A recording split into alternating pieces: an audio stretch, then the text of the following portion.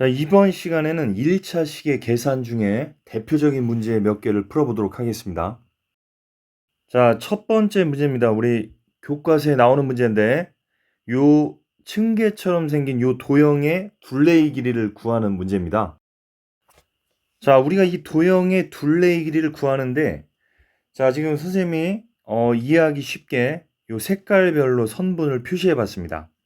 자, 그럼 저 보라색 변은 지금 파란색 선분이 3개가 있는데 파란색 선분을 모두 더한 길이가 파란색 선분의 길이를 모두 더한 길이가 보라색 선분의 길이와 같죠. 따라서 보라색 선분의 길이와 파란색 선분의 길이를 더하면 보라색 선분의 길이의 2배가 될 겁니다. 자, 마찬가지로 이 하늘색 선분의 길이를 모두 더하면 요 밑에 주황색 선분의 길이와 같습니다. 따라서 하늘색 선분과 주황색 선분을 더하면 주황색 선분의 2배가 될 겁니다. 자, 따라서 이 식을 계산을 하면 저 도형의 둘레의 길이가 나오는 거죠. 자, 괄호를 풀 때 우리 분배 법칙을 해보면 2 곱하기 6이니까 12x, 그 다음에 2 곱하기 2니까 4, 그 다음에 2 곱하기 8x니까 16x, 2 곱하기 1이니까 2, 이렇게 해서 28x 플러스 6, 총 길이는 28x 플러스 6이 되겠습니다. 자, 다음 문제입니다. 자, 오른쪽 그림은 4종류의 정사각형을 이어붙여 직사각형을 만든 것이다. 정사각형 A의 한 변의 길이를 스몰 a라고 할 때 정사각형 B의 한 변의 길이를 스몰 a를 사용하여 나타내시오. 자, 이런 문제입니다. 자, 문제를 좀 풀기 좋게 그림을 한번 확대해 보겠습니다. 자, 요 그림에서 보면 4종류의 정사각형이라고 했습니다. 자, 그래서 요 왼쪽 B와 오른쪽 B, 요 2개가 같은 정사각형인 것이고요. 그 다음에 요 작은 놈들이 A 정사각형과 합동인 거죠. 그 다음에 요 파란 놈이 C라고 했을 때 요 파란 정사각형이 하나 있는 것이고, 마지막으로 D라는 정사각형이 하나 있습니다. 그래서 A, B, C, D 이렇게 4개의 정사각형이 이루어져 있고 전체적인 이 도형은 직사각형이란 뜻이죠. 자, 그랬을 때 작은 정사각형 한 변의 길이를 A라고 하기로 했습니다. 그럼 여기도 A가 되겠죠. 그럼 여기도 A가 되고 여기도 A가 되니까, 자, 정사각형 C의 한 변의 길이는 3A가 되겠죠. 그럼 정사각형 C니까 이쪽도 3A가 되겠죠. 자, 이렇게 보니까 그럼 정사각형 D의 한 변의 길이가 4A가 된다는 것을 알 수가 있습니다. 그럼 정사각형 D니까 요 변도 4A가 될 겁니다. 정사각형 C는 3A가 되겠죠. 자, 그럼 끝났네요. 지금 요 길이가 4A와 3A를 더하면 되니까 이 길이는 7A가 되는 것이죠. 그러면은 둘 다 B이기 때문에 여기를 네모라고 했을 때 B의 한 변의 길이는 7A가 되는 겁니다. 따라서 7A 곱하기 2분의 1 이렇게 하면 정답은 2분의 7A. 비정사각형의 한 변의 길이는 2분의 7A가 되겠습니다. 자, 다음 문제는 시계값을 구하는 문제입니다.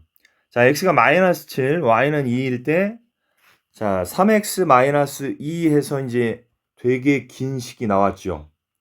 그래서 이 식에다가 x는 마이너스 7, y는 2를 직접 대입하면 굉장히 복잡합니다. 직접 한번 대입을 해볼까요?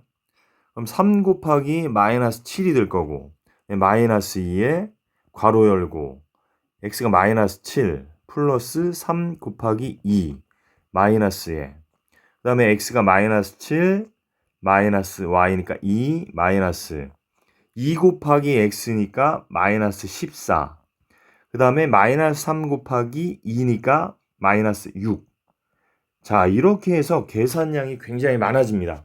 그래서 이렇게 직접 대입하지 말고 일단 요 주어진 식을 정리를 한 다음에 대입을 하는 것이 훨씬 간편하죠. 자, 그럼 우리 요 식을 간단히 할 때 소괄호부터 하면 되겠죠. 소괄호부터 차근차근 한번 해보겠습니다. 자, 3x-2의 대괄호는 아직 내비두고요. 그 다음에 x 플러스 3y의 마이너스 중괄호도 아직 남겨두겠습니다. 그 다음에 소괄호 앞에 지금 마이너스가 있으니까 괄호가 풀리면서 괄호 안에 있는 2x랑 마이너스 3y가 부호가 바뀝니다. 그러니까 마이너스 2x 플러스 3y 이렇게 될 겁니다. 자, 그럼 일단 소괄호가 없어졌어요.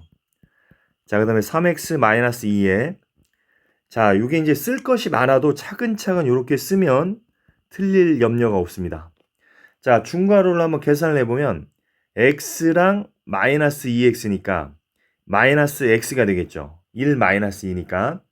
그 다음에 마이너스 y랑 플러스 3y니까 플러스 2y가 될 겁니다.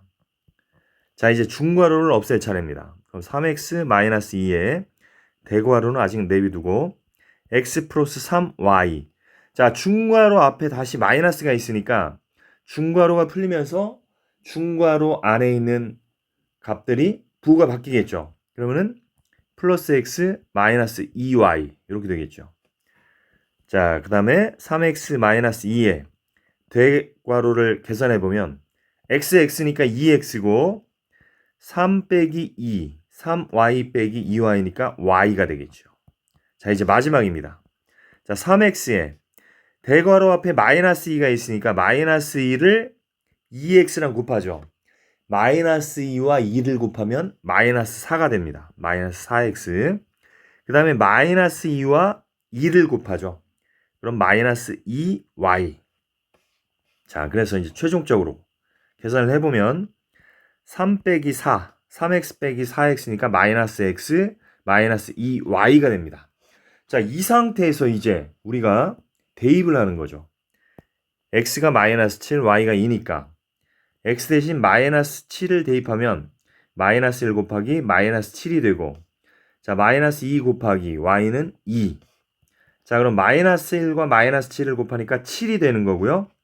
마이너스 4가 됩니다. 그래서 정답은 3이 되겠죠. 자, 그래서 이런 문제가 많이 나올 텐데 여러분들이 이렇게 다항식이 여러 개의 항으로 이루어져 있을 때는 바로 대입하는 것이 아니라 이 다항식을 1차식의 계산에 의해서 좀 단순화 시킨 다음에 대입을 하면 쉽게 문제를 해결할 수 있겠습니다.